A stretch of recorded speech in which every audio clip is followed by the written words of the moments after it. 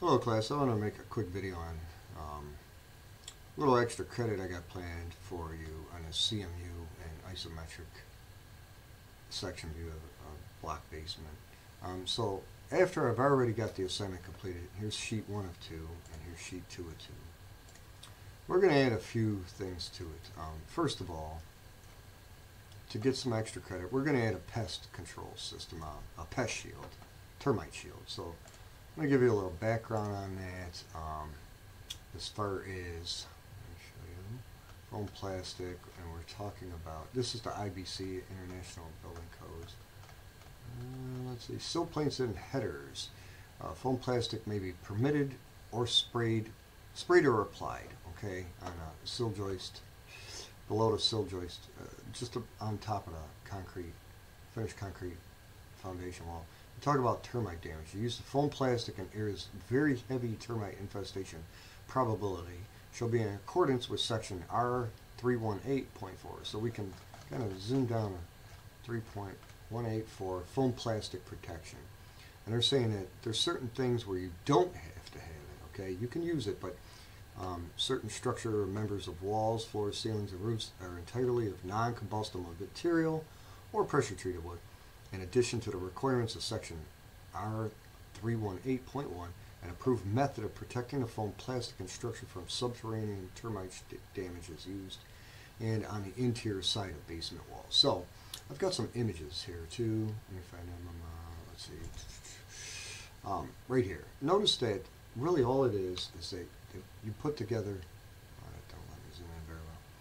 You would use a foam sheet, okay, and you would apply that to the top of the finished foundation wall, and then this termite shield. Now, the termite shield, let me explain this. It's a bit of a misnomer, and what I mean by that is this. Where did it go? Right here. The term termite shield is actually a misnomer. It's not really a shield. It doesn't really protect termites from getting in. It's more or less a way for termites to be able to monitor their activity. See, they have problems trying to get past this rolled piece of metal. So let me show you how to get some extra credit points. First of all, make sure you're on sheet 2 of 2. We're going to modify this sheet. I'm going to double click inside the viewport here. I'm going to go up to properties and maybe pick a color, okay? And I'm going to change my line weight to the thickest line weight that we use, which is 0.9, and pick line.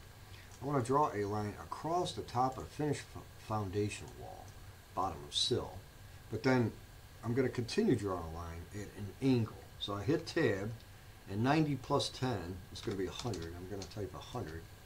Okay, it's going to put this little, and then hit escape. It's going to put this little angle here, okay, and that's going to represent my termite shield. So what I'll do next is I'll just kind of take this leader line for the sill, and just kind of stretch it up here, maybe copy it from here to here, edit the text here, termite shield. I like to use line breaks, so let me line break that. Okay, and then just kind of make it look neat, okay? So let me put that here.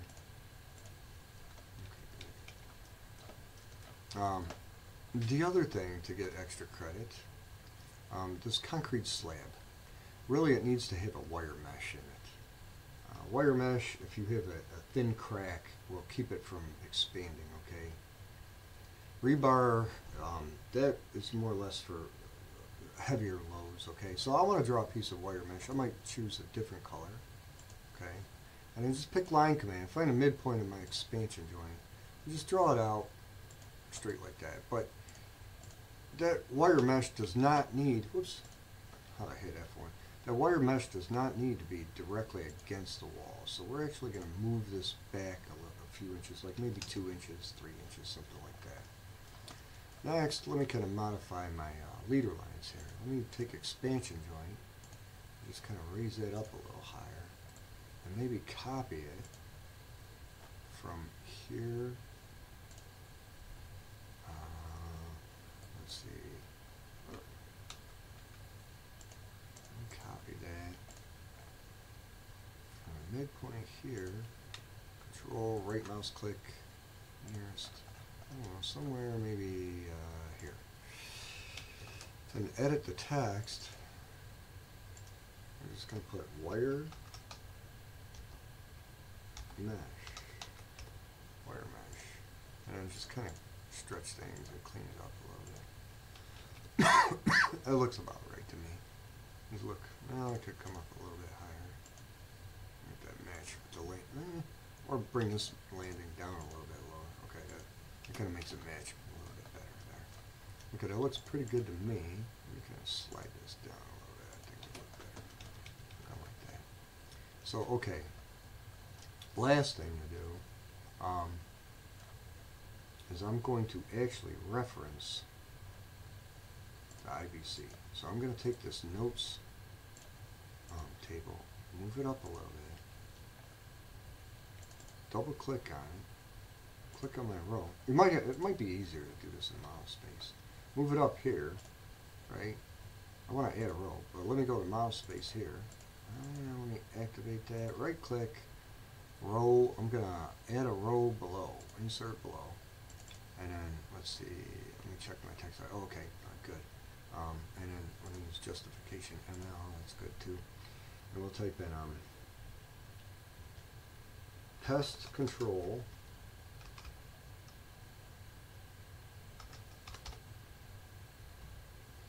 Well, we'll type in utilize pest control according to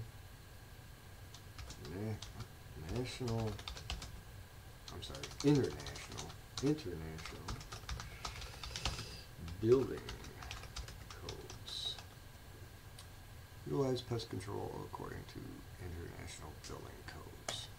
So that should be pretty good. Now you're going to want to go back through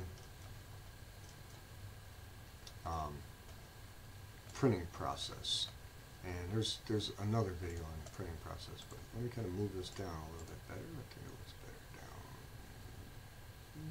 down about like that.